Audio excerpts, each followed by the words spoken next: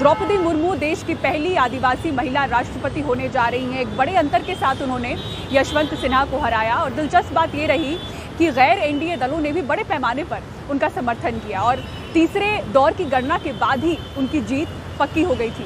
देखिए ये रिपोर्ट।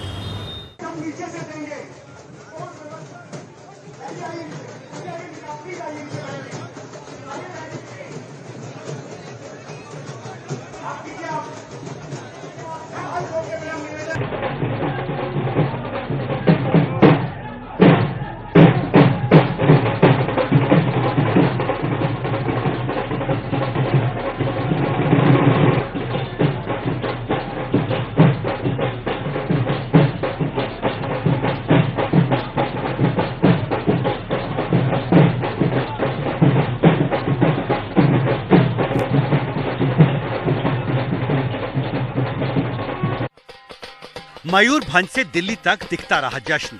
आखिर देश को मिली है पहली आदिवासी महिला राष्ट्रपति जो सुदूर ओडिशा के मयूरभंज से आई है।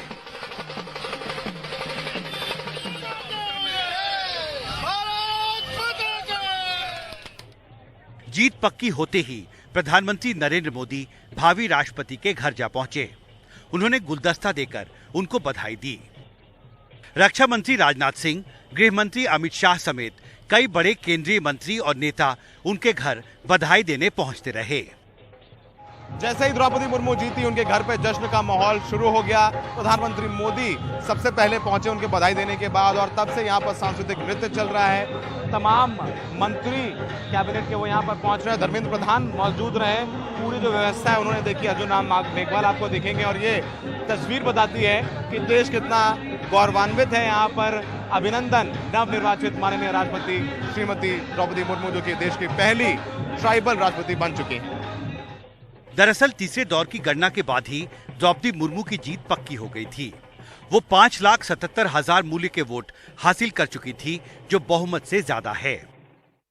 उन्हें 9 गैर एनडीए और विपक्षी दलों जैसे BJD, YSR Congress, Akali Dal, AIADMK, TDP, Shiv Sena और झारखंड मुक्ति मोर्चा के भी वोट मिले। खुद यशवंत सिन्हा ने अंतिम फैसले से पहले ही हार कबूल की और उन्हें जीत की बधाई दी। फिर बधाइयों का तांता लगा रहा।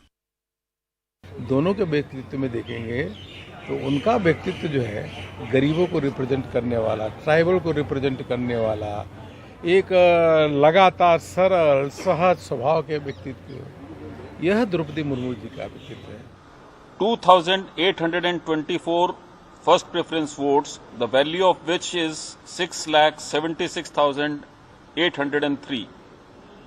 1,877 first preference votes were secured by Shri Yashwant Sinha, value of which is 3,80,177.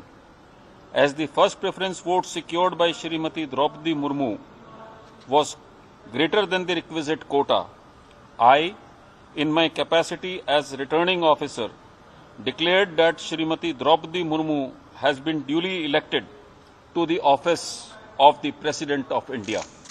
इसी बीच ये खबर भी आई कि उपराष्ट्रपति चुनाव से तृणमूल कांग्रेस अलग रहेगी। इसके लिए जगदीप धनखड़ और मार्गरेट अल्वा में मुकाबला है। In the upcoming vice presidential polls, it is neither supporting question of 6 तारीख को उपराष्ट्रपति चुनाव में टीएमसी गैर हाजिर रहेगी। एनडीए के उम्मीदवार को समर्थन देने का सवाल ही नहीं उठता।